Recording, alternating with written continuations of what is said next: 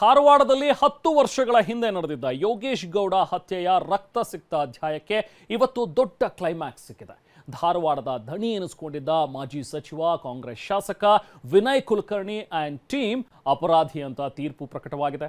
ನಾಳೆ ಶಿಕ್ಷೆಯ ಪ್ರಮಾಣ ಪ್ರಕಟ ಆಗುತ್ತೆ. ಅಪರಾಧಿ ಅಪರಾಧಿ ಅಪರಾಧಿ ಶಾಸಕ ವಿನಯ್ ಕುಲಕರ್ಣಿ ಈಗ ಕೊಲೆ ಅಪರಾಧಿ ಆಗಿದ್ದಾರೆ. ಶಾಸಕ ಸ್ಥಾನವನ್ನು ಕಳೆದುಕೊಳ್ಳೋ ಭೀತಿ ಎದುರಾಗಿದೆ. 10 ವರ್ಷದ ಹಿಂದೆ ನಡೆದಿದ್ದ ಹತ್ಯೆ ಪ್ರಕರಣದಲ್ಲಿ ವಿನಯ್ ಕುಲಕರ್ಣಿ ಕೈವಾಡ ಸಾಬೀತಾಗಿದೆ. ಜನಪ್ರತಿನಿಧಿಗಳ ಕೋರ್ಟ್ ಕೊಟ್ಟ ತೀರ್ಪಿನಿಂದ ಕಾಂಗ್ರೆಸ್ ಶಾಸಕನ ಜಂಗಾಬಲವೇ ಹುದುಗಿ ಹೋಗಿದ್ದು ಕಣ್ಣೀರು ಹಾಕುತ್ತಾ ಜೈಲು ಪಾಲಾಗಿದ್ದಾರೆ.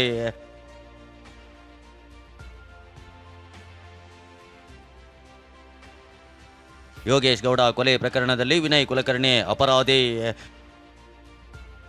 ನಾಳೆ ಶಿಕ್ಷೆ ಪ್ರಕಟಿಸಲಿರುವ ನ್ಯಾಯಾಲಯ.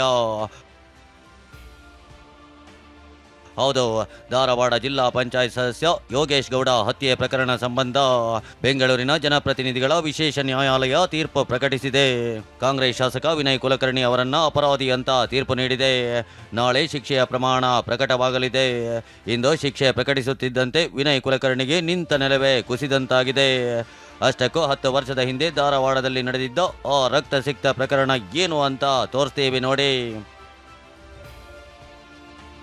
2016ರ ಜೂನ್ 15ರಂದು ಧಾರವಾಡ ಜಿಮ್ನಲ್ಲಿ ಜಿಲ್ಲಾ ಪಂಚಾಯತ್ ಸದಸ್ಯ ಯೋಗೇಶ್ ಗೌಡ ಕೊಲೆ ನಡೆದಿತ್ತು. ಆಸ್ತಿ ಕಲಹಕ್ಕೆ ಕೊಲೆ ಆಗಿದೆ ಅಂತ ಮೊದಲು ಕೇಸ್ ದಾಖಲಾಗಿತ್ತು. ಅಷ್ಟೇ ಅಲ್ಲ, ಕೊಲೆ ಪ್ರಕರಣ ಮುಚ್ಚಿ ಹಾಕಲು ಬೇರೆ ವ್ಯಕ್ತಿಗಳನ್ನು ಆರೋಪಿ ಮಾಡಲಾಗಿತ್ತು.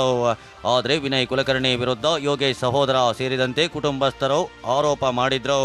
ಬಳಿಕ ಬಿಎಸ್ವೈ ಸರ್ಕಾರದಲ್ಲಿ ಪ್ರಕರಣವನ್ನ ಸಿಬಿಐಗೆ ಹಸ್ತಾಂತರಿಸಲಾಗಿತ್ತು. ಸಿಬಿಐ ತನಿಖೆಗೆ ಕೊಟ್ಟ ನಂತರ ವಿನಯ್ ಕುಲಕರ್ಣಿ ಪಾತ್ರ ಬಹಿರಂಗವಾಗಿತ್ತು. ಅದರಲ್ಲೂ ಕೊಲೆ ಪ್ರಕರಣದ A1 ಬಸವರಾಜ ಮುತ್ತಗಿ ಮಾಫಿ ಸಾಕ್ಷಿಯಾಗಿ ಹೇಳಿಕೆ ದಾಖಲಿಸಿದ್ದ. ಕೊಲೆಯಲ್ಲಿ ವಿನಯ್ ಕುಲಕರ್ಣಿ ಪಾತ್ರದ ಬಗ್ಗೆ ಹೇಳಿಕೆ ನೀಡಿದ್ದ. 20 ಲಕ್ಷ ರೂಪಾಯಿ ಸುಪಾರಿ ಕೊಟ್ಟು ಕೊಲೆ ಮಾಡಿಸಿರುವುದಾಗಿ ಬಾಯ್ಬಿಟ್ಟಿದ್ದ. ನಂತರ ಪ್ರಕರಣದಲ್ಲಿ 15ನೇ ಆರೋಪಿಯಾಗಿ ಶಾಸಕ ವಿನಯ್ ಕುಲಕರ್ಣಿ ಅವರನ್ನ ಉಲ್ಲೇಖಿಸಲಾಗಿತ್ತು.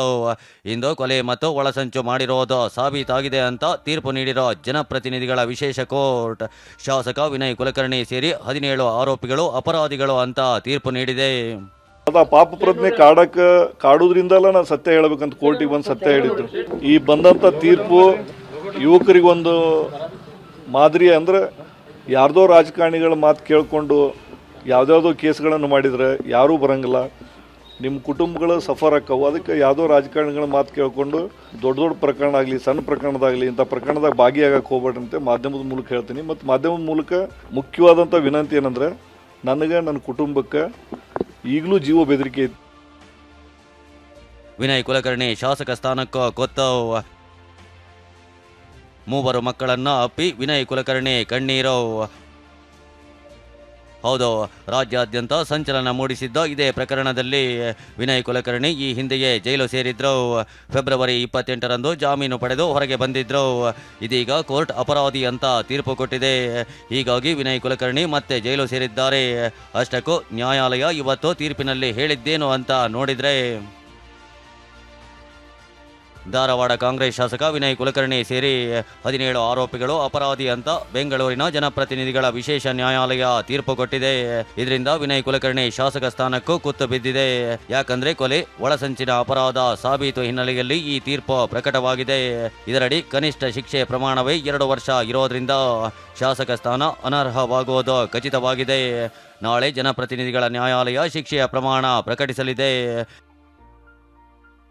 ಇನ್ನು ಅಪರಾಧಿ ಅಂತ ತೀರ್ಪು ಪ್ರಕಟ ಆಗ್ತಾ ಇದ್ದಂತೆ ವಿನಯ್ ಕೋರ್ಟ್ ಅಂಗಳದಲ್ಲಿ 3 ಮಕ್ಕಳನ್ನ ತಬ್ಬಿಕೊಂಡು ಕಣ್ಣೀರು ಹಾಕಿದ್ದಾರೆ. ಸದ್ಯ ಕೋರ್ಟ್ನಲ್ಲಿ ಸಿಬಿಐ ಅಧಿಕಾರಿಗಳು ವಿನಯ್ ಸೇರಿದಂತೆ ಆರೋಪಿಗಳನ್ನ ವಶಕ್ಕೆ ಪಡೆದಿದ್ದು ಬೆಂಗಳೂರಿನ ಪರಪ್ಪನ ಅಗ್ರಹಾರ ಜೈಲಿಗೆ ಕರೆದೊಯ್ದಿದ್ದಾರೆ. ಆದರೆ 20ನೇ ಆರೋಪಿಯಾದ ವಾಸುದೇವ ನಿಲೇಕಣಿ, 21ನೇ ಆರೋಪಿಯಾದ ಸೋಮಶೇಖರ್ನನ್ನ ಬಿಡುಗಡೆಗೊಳಿಸಿ ಕೋರ್ಟ್ ಆದೇಶ ನೀಡಿದೆ.